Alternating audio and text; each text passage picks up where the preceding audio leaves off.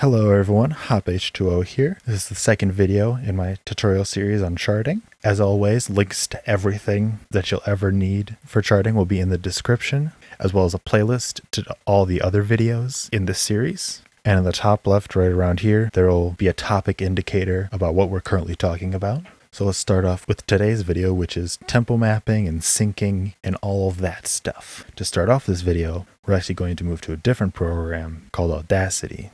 This is what Audacity looks like. It's pretty bland and it's really easy to use. In its most basic form, it's just a really simple cut and paste kind of editing software for audio. There's basically no setup that you have to do to edit audio, which is what makes it very good for our purposes, which is just simply we're going to add silence to our chart. So what you're going to want to do is open up the audio that you're going to be editing.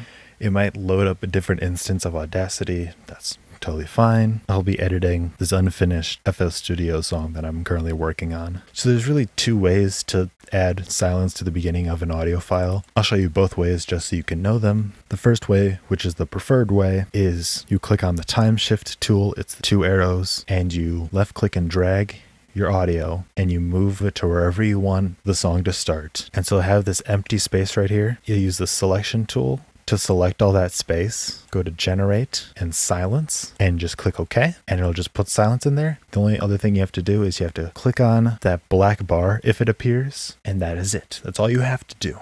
The other way that you can do it, which is a way that I used to do it, was I would highlight the small bit of silence at the beginning of an audio file and I would copy and I would paste, copy, paste, copy, paste until I had the amount of silence that I wanted. And that's all we're going to be using Audacity for. All we have to do now is go to File and Export Audio, and I'll try and make this explanation very brief.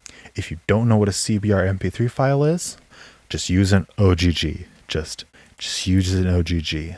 Totally works. You just click Save wherever you want. This metadata box will come up. You can add the metadata if you want, because you're just going to be adding it to Guitar Hero anyways.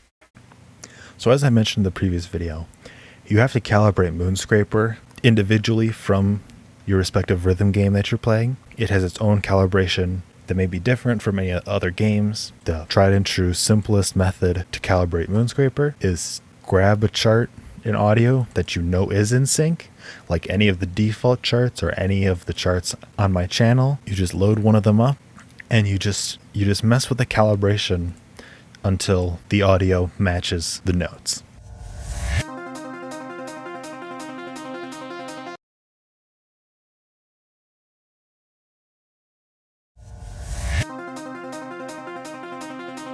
And that's all there is to calibration. It's very simple. It's very straightforward. And now we can go on to actually tempo mapping our song.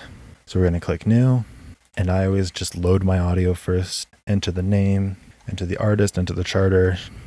So the first thing we're going to do is we're going to find the tempo. So we're going to use that BPM calculator that I talked about in the previous video. All you need to do is play the song and then click and then tap on the keyboard to the beat of the song.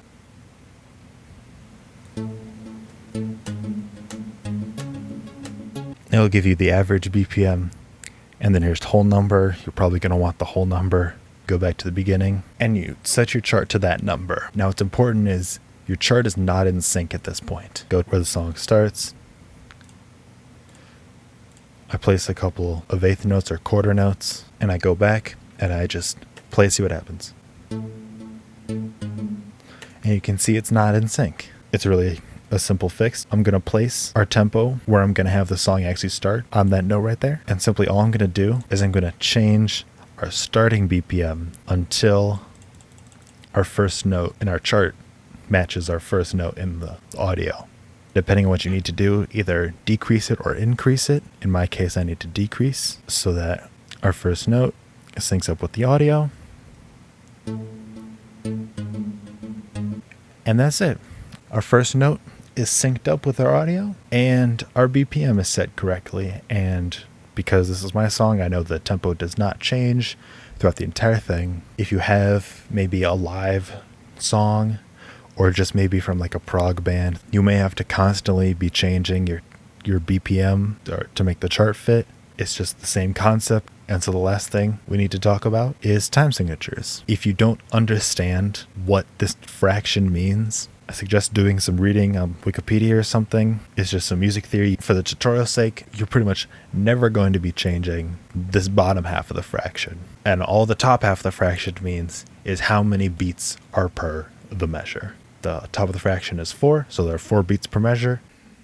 And that is tempo mapping. That is syncing. If you have any questions for me, leave them in the comments below, and I'll try to answer them as best as I can. Again, links to everything you'll need for this entire series will be in the description, as well as a playlist to all the other videos. Thanks for watching, and I'll see you guys in the next video, which will actually be placing notes.